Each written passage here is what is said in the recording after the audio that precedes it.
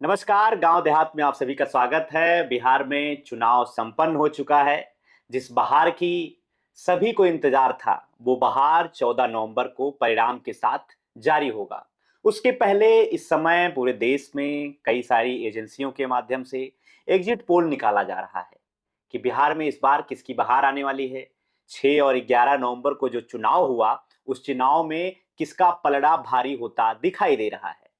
बहुत सारी एजेंसियां एग्जिट पोल पे काम करती हैं, सर्वे कराती हैं, ग्राउंड में न्यूज एजेंसियां जो पहुंची रहती हैं, वो उन्हीं के आधार पे उसका एक अमूनन जो है विश्लेषण करती हैं कि इनकी सरकार, ये पार्टी इतना सीट लाकर बहुमत में आ सकती है, अपनी सरकार बना सकती है। तो उसी सब के आधार पे गांव देहात ने भी एक एग्जिट पोल तैयार किया है। ग्राउंड स्तर पे हम जहां जहां जिस भी जिले में जिस जिस विधानसभा क्षेत्र में गए, उसी के अनुसार एक रुझान हम लोगों ने भी तैयार किया है। तो आज के अपने इस वीडियो में उन सभी रुझानों के बारे में, उन सभी संभावित परिणामों के बारे में आपसे चर्चा करेंगे आज के अपने इस वीडियो में। साथ ही साथ आपको बताएंगे कि जो बड़ी न्यूज एजेंसियां हैं, बड़े एग्जिट पोल हैं, उनका क्या कुछ नतीजा सामने आया है, उसके बारे में किस सीट पर किसका दबदबा रहेगा, इन सब विषयों पे आज के अपने वीडियो में हम जो है आपसे चर्चा करेंगे। सबसे पहले तो आपको बता दें कि बिहार में 6 और 11 नवंबर को 2 चरणों में मतदान हुआ और बिहार का जो टोटल मतदान का प्रतिशत रहा, वो पिछले कई बार के रिकॉर्ड को ध्वस्त करते हुए बिहार ने एक नया कीर्तिमान लोकतंत्र के दिशा में, लोकतंत्र के लिए एक अच्छा जनादेश देने का प्रयास किया है। सबसे पहले आपको बता दें कि 6 नवंबर को जो पहला चरण का मतदान हुआ था, उस चरण में महिलाओं ने बढ़ चढ़कर हिस्सेदारी ली थी और 121 सीटों पर कुल 65.08% बिहार के जनता ने अपना जनादेश दिया, अपना मत दिया था। दूसरा चरण 11 नवंबर को था और ये जो चरण था, इस चरण के 122 सीटों पर कुल 1302 प्रत्याशी अपने किस्मत को आजमा रहे थे। उनका जो किस्मत था वो ईवीएम में कैद हो गया और बिहार की जनता ने जो है धुआंधार झकाझोर वोट देते हुए 68.7% मतदान दूसरे चरण में किया। टोटल बिहार में जो मतदान का प्रतिशत रहा, वो 2025 के विधानसभा चुनाव का वो 66.9% रहा, जो कि 10% मतदान में इस बार बिहार में बढ़ोतरी हुई है। 2020 की अपेक्षा 10% और 2015 की अपेक्षा करीब 15 से 17% ज्यादा मतदान इस बार बिहार की जनता ने किया है। बिहार ने सारे अपने पुराने रिकॉर्ड को ध्वस्त किया है और ये जनादेश कुल मिलाकर लोकतंत्र के लिए बहुत अच्छा है कि लोग अपने घर से निकले, महिलाएं अपने घरों से निकली, जागरूकता आया। जो है बिहार में वोटिंग को लेकर एक बड़ी साक्षरता के लिए, बिहार में जन जागरूकता के लिए भी इलेक्शन कमीशन ऑफ इंडिया ने प्रयास किया था। तो ये प्रयास बिल्कुल सही साबित हुआ। प्रशासनिक अधिकारियों के अच्छे तरीके से चुनाव में काम करने की वजह से बिहार में वोटिंग प्रतिशत काफी ज्यादा बढ़ा हुआ है। तो हमने आपसे चर्चा की किस तरीके से बिहार के 243 सीटों पर कुल मिलाकर 6 और 11 नवंबर को जो वोटिंग हुई, वो करीब 66.90% रही। 2020 के परिणाम की भी आपसे चर्चा कर लेते हैं। 2020 में जो विधानसभा चुनाव हुआ था कोविड के समय में, वहां पर 125 सीटें जो है एनडीए यानी कि भाजपा और उसके घटक दलों को मिली थी। महागठबंधन 110 सीटों पर जो है चुनाव लड़ा था, जिसमें लालू प्रसाद यादव की पार्टी, कांग्रेस पार्टी और अतिरिक्त जो उसके घटक दल थे वो शामिल थे। एआईएमआईएम ने बिहार में इतिहास रचते हुए 5 सीटों पर अपना जो है किस्मत आजमा कर वहां पे चुनाव जीती थी। बीएसपी यानी कि बहुजन समाज पार्टी, जो मायावती पूर्व मुख्यमंत्री उत्तर प्रदेश में थी, उनकी पार्टी को 1 सीटें बिहार के 2020 के चुनाव में मिली थी। ये पिछला रिकॉर्ड था और इस बार जो वोटिंग परसेंटेज है, वोटिंग परसेंटेज पे थोड़ा सा चर्चा करना जरूरी है, क्योंकि वोटिंग परसेंटेज सीमांचल के इलाकों में सबसे ज्यादा रहा। सीमांचल के जो 7 जिले थे, उन जिलों ने विधानसभा सीटों पर जो है इतिहास रचते हुए किसी किसी सीट पर 80% से ज्यादा मतदान हुआ। आपको बता दें, 7 जिले ऐसे थे जहां पर 70% से ज्यादा वोटिंग हुई। बिहार के पूरे बिहार प्रदेश की बात करें तो विधानसभा चुनाव 2025 में सबसे ज्यादा वोटिंग का जो रिकॉर्ड रहा, वो 78.6% रहा। ये कटिहार जिले का था। दूसरे नंबर पे किशनगंज था, ये भी 78% यहाँ पे जो है वोटिंग हुई। तीसरे नंबर पर पूर्णिया जिला था, जो ज्यादातर मुसलमानों का क्षेत्र माना जाता है। किशनगंज घुसपैठियों का इलाका, लोग उसको कहते हैं, मुसलमान वहां पे भी ज्यादा हैं। तो इन दोनों जिलों में भी जो वोटिंग प्रतिशत था वो जो है 76% था, 78% था। कुल मिला के ये जो 3 जिले थे बिहार के टॉप 3 ऐसे डिस्ट्रिक्ट थे जहां पर वोटिंग प्रतिशत 70% से ज्यादा रहा। अब आपको बता दें कि सबसे ज्यादा वोटिंग जो हुई वो किस विधानसभा सीट पर हुई। पूर्णिया एक जिला माना जाता है जो बिल्कुल उसको मिनी दार्जिलिंग का भी टैग दिया गया है। पप्पू यादव जो निर्दल वहां से सांसद हैं। पूर्णिया जिले का एक विधानसभा क्षेत्र है कस्बा। कस्बा में 81% से अधिक मतदान हुआ। किशनगंज के ठाकुरगंज में भी एक लगभग 80% के आसपास वहां पे इलाका में जो है वोटिंग हुई है। इस बार जो पूरे वोटिंग का मुद्दा था उस पे हम आपको चर्चा में थोड़ा सा बताने का प्रयास कर रहे हैं। वो चर्चा इन जिलों में घुसपैठ का था, एसआईआर का था, जो मतदाता पुनर्निरीक्षण का किया गया था। इन सब मुद्दों के बीच में इन दोनों जिलों के सीमांचल के जो भी 7 जिले हैं वहां के मतदाताओं ने जो है अपने घरों से निकलकर लोकतंत्र के इस महायज्ञ में अपनी आहुति मतदान करके डाली है। और एक अच्छे लोकतंत्र के लिए वोटिंग करना एक सबसे ज्यादा महत्वपूर्ण माना जाता है। उस धर्म को मतदान करने के धर्म को बिहार की जनता ने, इन 7 जिलों के जनता ने निभाने का पूरा प्रयास किया है। तभी एक बड़ा रिकॉर्ड बिहार ने इस बार बनाया है। अब जो एग्जिट पोल आए हैं, एग्जिट पोल पर सीधा हम आते हैं। एग्जिट पोल अलग अलग एजेंसियों की हमने आपको बताई है, जो जारी हुई है उसको बताने का प्रयास हम आपको कर रहे हैं। 2025 का बिहार विधानसभा चुनाव का जो एग्जिट पोल आया है उसमें सबसे पहले आपको बता दें कि एनडीए जो जिसमें भाजपा है, इसमें नीतीश कुमार की पार्टी है, जिसमें जो है हिंदुस्तानी आवाम मोर्चा है, जिसमें राष्ट्रीय लोक मोर्चा है, इसमें जो है रामविलास पासवान जो पूर्व केंद्रीय मंत्री थे उनके बेटे चिराग पासवान, लोक जनशक्ति पार्टी रामविलास उनकी पार्टी शामिल है इसमें। ये मिलाकर पूरा एक एनडीए यानी कि जो है राष्ट्रीय जनतांत्रिक गठबंधन का जो है नाम दिया गया है। एनडीए भाजपा के साथ मिलके चुनाव यहाँ पे लड़ रही थी, तो उसकी पार्टी के ये सभी घटक दल थे। दूसरी ओर जो मुख्य विपक्ष की भूमिका में है वो महागठबंधन है। महागठबंधन की पार्टी में लालू प्रसाद यादव की पार्टी, जिनके कमान को तेजस्वी यादव मुख्यमंत्री के प्रत्याशी कैंडिडेट के रूप में सामने आकर निभा रहे हैं। अब वो पार्टी जो है आरजेडी, राष्ट्रीय जनता दल, उनके साथ कांग्रेस है। कांग्रेस राहुल गांधी के नेतृत्व में इन दो भाइयों की जो जोड़ी थी वो पूरा जो है चुनाव में अच्छे तरीके से प्रयास की, मेहनत की और चुनाव लड़ने का प्रयास किया। हालांकि लालू प्रसाद यादव के जो दूसरे बड़े बेटे यानी कि तेज प्रताप यादव, उन्होंने जनशक्ति जनता दल पार्टी बनाकर इस चुनाव में उन्होंने उनकी पार्टी भी चुनाव लड़ी। खुद वो महुआ जो वैशाली जिले के अंतर्गत विधानसभा सीट आती है वहां से उन्होंने चुनाव इस बार लड़ा है। उनके इस बार चुनाव में उनका एग्जिट पोल क्या कुछ है इसके बारे में भी हम आपसे बाद में चर्चा करेंगे। तो ये पूरी पार्टियां थी जिनके बारे में मैंने आपको बताया किस तरीके से ये चुनाव लड़ रही थी। अब इन्हीं पार्टियों के आधार पे इन्हीं के एक संभावित परिणाम को एग्जिट पोल का नाम दिया जाता है। ये एजेंसियों ने जारी किया है। सबसे पहले जो चाणक्य एक बड़ी एजेंसी मानी जाती है उसने अपना जो है एग्जिट पोल निकाला है। एनडीए को उसने 130 से 138 सीट इस विधानसभा चुनाव में दिया है, यानी कि जो बहुमत है उससे कहीं ज्यादा पूरा उसने जो है अपने सर्वे में बताया है। महागठबंधन शतक लगाई है, 100 से 108 सीटों पर महागठबंधन सिमट गई है। अन्य जो है वो 305, अन्य में पीके की जनसुराज भी है, पुष्पम प्रियम चौधरी की पीपी दप्पा भी है। तो इस तरीके से ये चाणक्य का है। पीपुल्स पल्स 133 से 159 सीट एनडीए को दे रही है इस चुनाव में। 75 से 101 महागठबंधन को ये सीट दी जा रही है। और जो अन्य हैं वो 2 से 13, यानी कि कुल मिला के अन्य की संख्या पीपुल्स पल्स के एग्जिट पोल में ज्यादा है। पोल्स स्ट्रेट जो एक एजेंसी है जिसने अपना सर्वे कराया है, एग्जिट पोल जारी किया है, उसमें 133 से 148 सीट जो है ये एनडीए की है। 87 से 102 सीट ये महागठबंधन की उसने दिया है। 3 से 5 जो सीट है वो जो है अन्य की सीटें हैं।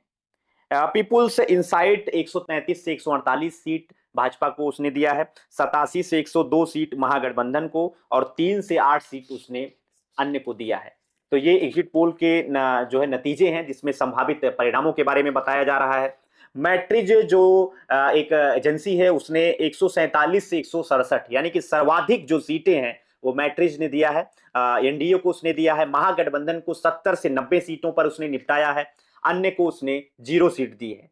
जेवीसी 135 से 150 सीट जो है भाजपा उसके सहयोगी दलों को उसने दिया है।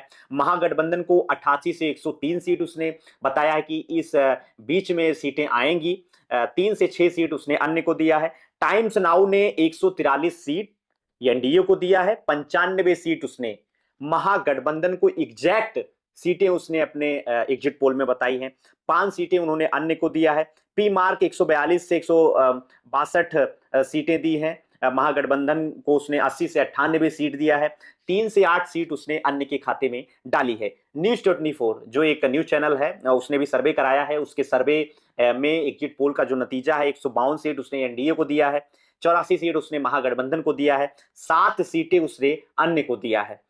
टीआईएफ रिसर्च के अनुसार 145 से 163 सीट एनडीए के पास आएगी। 76 से 95 सीट इस बार के बिहार के विधानसभा चुनाव में उसने महागठबंधन को दिया है। 3 से 6 सीटें उसने अन्य को जो है अपने एग्जिट पोल में उनको दिया है कि 3 से 6 सीटें अन्य, जिसमें पुष्पम प्रिया चौधरी की पार्टी है, जिसमें जनसुराज भी शामिल है। पोल डायरी इसका जो रिसर्च है वो 184 से ज्यादा सीटों पर उसने एनडीए को उसने दिया है। 32 से 49 सीटें उसने महागठबंधन को दिया है। 1 से 5 सीटें अन्य को दी है। न्यूज पिंच, जी हाँ, एक नया चैनल है। कई सारे चेहरे उसमें ललन टॉप के इस समय न्यूज पिंच पे आकर बिहार के चुनाव में बिहार के मुद्दों पर उन्होंने अच्छी रिपोर्टिंग की। जनता को उनकी रिपोर्टिंग पसंद आई। इसी वजह से न्यूज पिंच ने भी अपना एक एग्जिट पोल निकाला है। 243 सीटों पर उनका अपना एग्जिट पोल है। सर्वे उन्होंने कराया। 121 सीटें उसने महागठबंधन के अगेंस्ट एनडीए को दी है। महागठबंधन को उसने 119 सीटें दी हैं। 3 सीटें उन्होंने अन्य को दिया है। तो ये पूरा न्यूज एजेंसियों का पूरा एनालिसिस है, पूरा एग्जिट पोल है, जिसको मैंने आपको बताया है। गांव देहात ने भी इसी तरीके का एक एग्जिट पोल निकाला है अलग अलग सीटों पर। और ओवरऑल अगर गांव देहात की बात की जाए तो बिहार में इस बार फिर से एनडीए की सरकार बन रही है। साफ शब्दों में मैं आपको बताऊं और आपको बता दें, जो महागठबंधन है उसने पूरा प्रयास अलग अलग सीटों पर चुनाव अच्छे तरीके से दमदारी से लड़ने का किया है। पिछली बार की अपेक्षा इस बार भी महागठबंधन का जो परिणाम है वो उसके प्रदर्शन में काफी अच्छा सुधार देखने को आपको मिलेगा। फिलहाल जनसुराज एक बड़ी पार्टी के रूप में उसका जो खाता है वो इस चुनाव में जरूर खुलेगा, क्योंकि गांव देहात के सर्वे के अनुसार जनसुराज प्रशांत किशोर की पार्टी अपना खाता खोलने में इस चुनाव में कामयाब होती है। 2 लाख वोट पिछली बार पुष्पम प्रिया चौधरी की पार्टी को मिला था। उनके वोटिंग पर जो है संख्या में बढ़ोतरी होगी। ये भी गांव देहात के अपने एग्जिट पोल में सामने आया है। नतीजों में ये सामने देखने को जरूर मिलेगा। तो आपको बता दें कि इस चुनाव में क्या कारण है जिनकी वजह से महागठबंधन से आगे एक बार फिर से नीतीश कुमार की अगुवाई में एनडीए जो है निकल कर सामने आई है। उसके पीछे कई सारे कारण हैं। जैसे हम लोग जब ग्राउंड पे थे तो सबसे ज्यादा बात करने का प्रयास हमारा महिलाओं से था, लड़कियों से था। बिहार में क्या कुछ परिवर्तन उनके जीवन में आया है, चुनाव के समय उनका बताना सबसे ज्यादा जरूरी था। तो जो निकल कर बातें सामने आई उन बातों में सबसे ज्यादा उनके अंदर जो एक जज्बा था महिलाओं का, वो महिलाओं का जज्बा था कि उनके जीवन स्तर में सुधार हुआ है। बिहार में महिलाओं की जो स्थितियां थी वो अलग अलग क्षेत्रों में सुधरी हैं। आर्थिक रूप से महिलाओं की स्थितियों में परिवर्तन हुआ है। सामाजिक रूप से उनमें उनके अंदर परिवर्तन आया है। इसके अलावा रोजगार के क्षेत्र में भी महिलाएं इस समय बेहतर काम कर रही हैं। बहुत सारी लड़कियां जो बिहार में सरकारी नौकरी की तैयारी करती थी उनको एक अलग मंच मिला। पटना हो या जिले का अलग मुख्यालय हो, वहां पर उनको पढ़ने का, रोजगार करने का एक अलग अलग मौका मिला है। बहुत सारी लड़कियों का पुलिस सेवा में उनका चयन हुआ है। उनसे हम लोगों ने बात की तो उन्होंने बताया कि नीतीश कुमार की अगुवाई में बिहार ने पिछले 1 दशक में बहुत ज्यादा जो है विकास कार्य किया है। यही कारण था कि जो लड़कियां थी उनकी पहली पसंद नीतीश कुमार सामने आए। उनका अपना एक स्लोगन भी था कि 25 से 30 फिर से नीतीश। तो ये बातें थी जिनकी वजह से एक बार फिर से गांव देहात के एग्जिट पोल में नीतीश कुमार की अगुवाई में जो है एनडीए फिर से अपनी सरकार बना रही है। महिलाओं के लिए जो 10,000 रुपए की स्कीम थी उसने भी बहुत काम किया है। एक तरीके से आर्थिक जो सहयोग है उसने बिहार की महिलाओं को, बिहार की दीदियों के अंदर स्वयं सहायता समूह के माध्यम से, केंद्र सरकार के माध्यम से, डबल इंजन सरकार के माध्यम से बिहार में काफी कुछ अच्छा परिवर्तन हुआ है। इसी वजह से महिलाएं नीतीश कुमार के लिए अपना सर्वस्व वोट के माध्यम से देने के लिए तैयार हुई। तो ये एक बड़ा कारण फिर से मैंने आपको बताया कि एनडीए की इस एग्जिट पोल में, हमारे गांव देहात के एग्जिट पोल में आगे रहने का कारण है। एक और बड़ा कारण कि महिलाएं और बाकी लोग घरों से निकले, इस वजह से बिहार ने इस बार जो है विधानसभा चुनाव में इतिहास रचते हुए 10% की वोटिंग परसेंटेज में मुनाफा हुआ है। 66.9% यानी कि करीब 67% लोगों ने अपने घरों से निकलकर बिहार के विधानसभा चुनाव में वोट दिया है। उसका एक बड़ा कारण एसआईआर है, जो मतदाता सूची का पुनर्निरीक्षण था, जिसपे बहुत बड़ी रार मची थी। विपक्ष कह रहा था कि वोट चोरी का जरिया है, लेकिन इलेक्शन कमीशन ऑफ इंडिया और एनडीए ने इसको अपना अवसर समझा और अवसर समझते हुए लोग अपने घरों से निकले और बिहार के चुनाव में उन्होंने वोट डाला है। तो ये बड़ा कारण था जिसकी वजह से बिहार में एक बार फिर से गांव देहात के एग्जिट पोल में नीतीश कुमार की सरकार, यानी कि बिहार में एक बार फिर से एनडीए की सरकार बनती हुई दिखाई दे रही है। ये तो ओवरऑल हमने आपको बताया है। हम आपको थोड़ा सा सीट वाइज भी बताते हैं, जहां पर हमारी टीम पहुंची थी, जहां पे ग्राउंड रिपोर्टिंग हुई थी। तो आपको बता दें कि बिहार के विधानसभा चुनाव में लगभग हम लोगों ने जो है पटना, दरभंगा, समस्तीपुर, बेगूसराय, पूर्णिया, किशनगंज और वैशाली, यानी कि 8 जिलों का हमारी टीम ने भ्रमण किया है। और इन 8 जिलों के करीब आपको बता दें 14, 10, 24, 10, 34, 7, 41, 7, 48, 4, 52, कुल मिलाकर 60 से ज्यादा सीटों का ग्राउंड निचोड़ हम लोगों ने आप तक वीडियो के माध्यम से पहुंचाया था। तो उन पर अगर एग्जिट पोल की बात की जाए तो इन जिलों में कौन जीत रहा है, आज की अपनी इस वीडियो में थोड़ा सा हम आपको बताएंगे। तो जो पटना, यानी कि बिहार की जो राजधानी है, पटना जिले में कुल 14 विधानसभा सीटें हैं। और इसमें जो आंकड़े सामने आए हैं हमारे अपने सर्वे के हिसाब से, हमारे अपने एग्जिट पोल के हिसाब से, उसमें 8 सीटें जो है एनडीए जीत रही है, 6 सीटें महागठबंधन जीत रही है, और जो अन्य हैं उनका इस सीटों पर खाता नहीं खुला है। यानी कि कुल मिला के देखा जाए तो पटना का जो ये 14 विधानसभा सीट है, वही सीट जहां से मनेर के भाई वीरेंद्र चुनाव लड़ रहे थे, जिनको वीडियो बहुत उनका वायरल हुआ था कि भाई वीरेंद्र को कौन नहीं जानता। इसके अलावा सुशांत सिंह की बहन दीघा से चुनाव लड़ रही थी।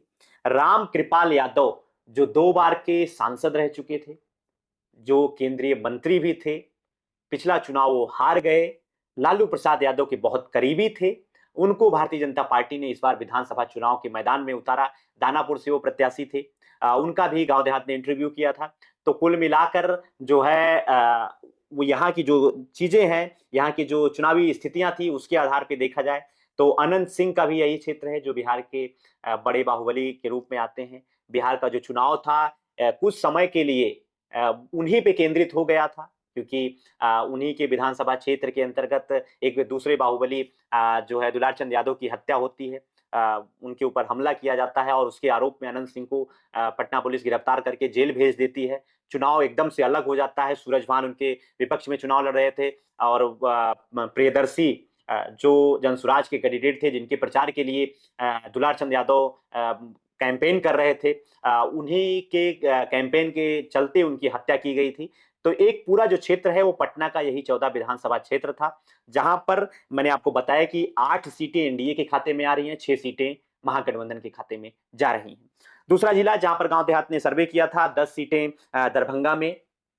दरभंगा वही क्षेत्र जहां से नीतीश सरकार में मंत्री, भूमि सुधार मंत्री संजय सरावगी और बिहार के चुनाव में 2020 में सनसनीखेज तरीके से प्रकट होने वाली पुष्पम प्रिया चौधरी उनके सामने चुनाव लड़ रही थी। बहुत सारे घटनाक्रम वहां सामने आते हैं, एक दूसरे के समर्थकों के ऊपर हमला किया जाता है, कई सारे वीडियो विजुअल्स वायरल होते हैं। और दरभंगा की एक अलग सीट है अलीनगर, जहां पे मैथिली ठाकुर चुनाव लड़ रही है।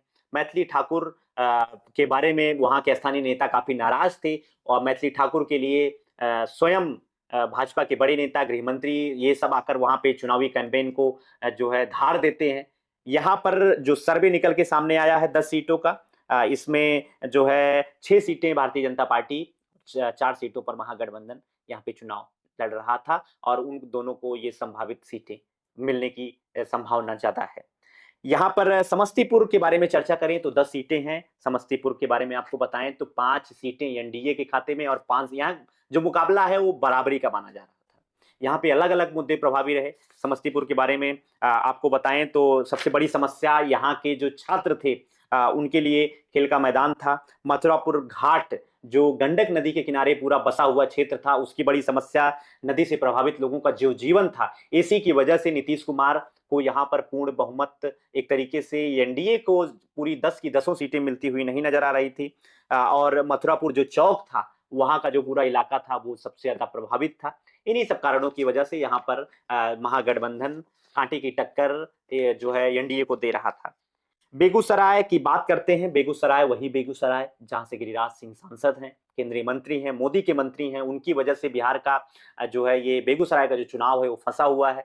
बेगूसराय के पास जो यहाँ पर क्या कहते हैं मिल थी, जहाँ वहां पे काम करने का लोगों को मौका नहीं मिल रहा था। बेगूसराय वही इलाका जहां से कांग्रेस के बिहार के सबसे बड़े नेता कन्हैया कुमार, छात्र नेता, बाद में नेता बनते हैं, उनका भी वहीं पे बीहड़ क्षेत्र में उनका गांव था। वहां के भी लोगों से गांव देहात ने बात किया था, कन्हैया कुमार के घर पे भी जाके संवाद किया था। और इन्हीं सब संवादों और बातों के आधार पे बेगूसराय की 7 सीटों पर 4 सीटों पर जो है एनडीए चुनाव जीत रहा है, 3 सीटों पर महागठबंधन चुनाव जीत रहा है।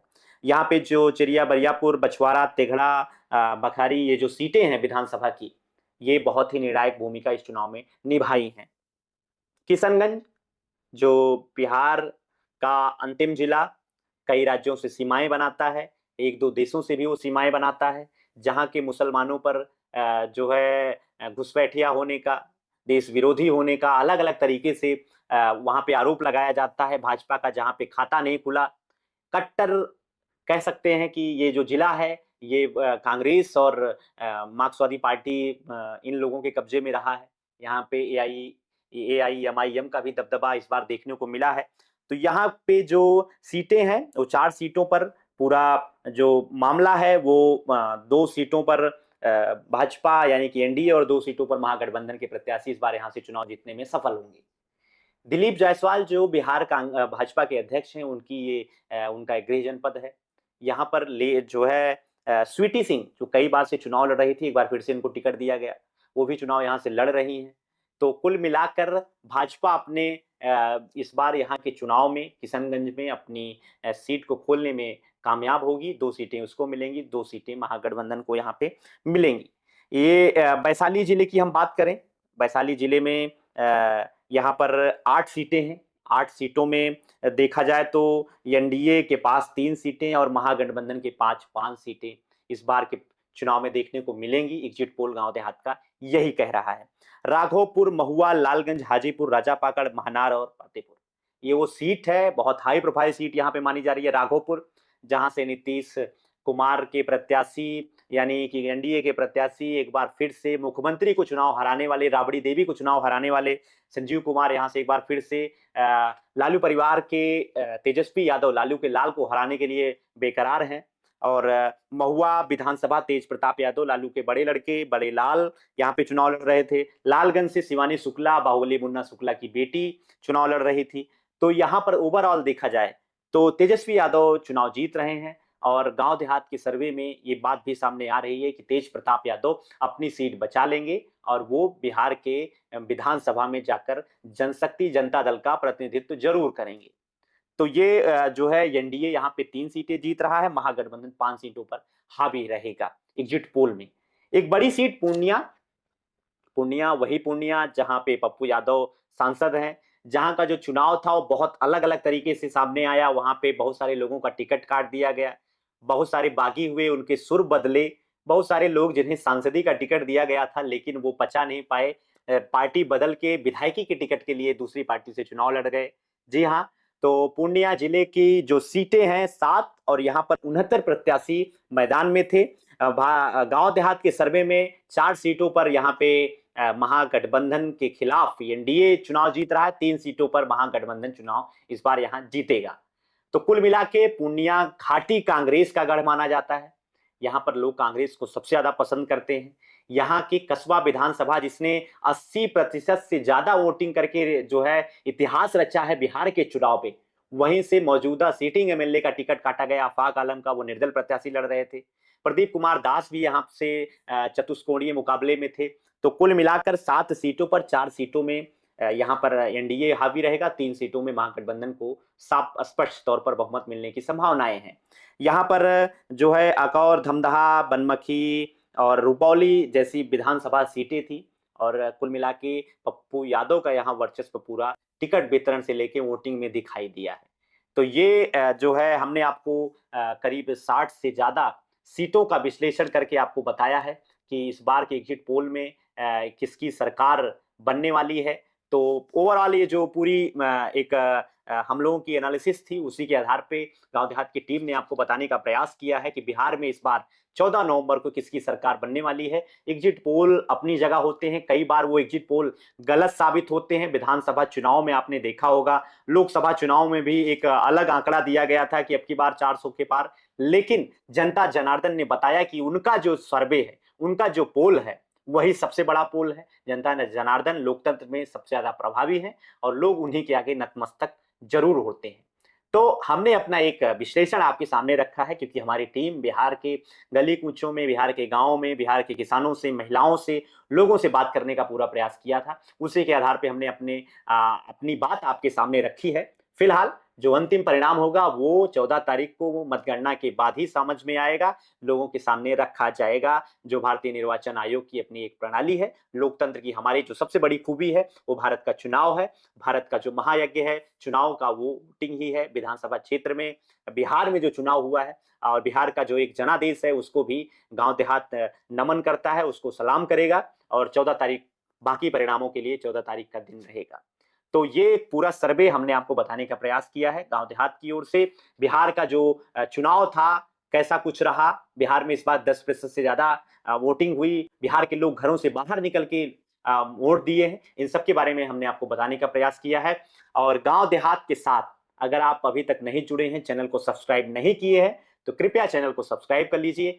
आपका सब्सक्रिप्शन हमारा हौसला बढ़ाता है, हम आप तक और भी जानकारियां लेकर आते रहेंगे। आप गांव देहात के साथ बने रहिए, वीडियो को देखते रहिए। आपका बहुत बहुत धन्यवाद।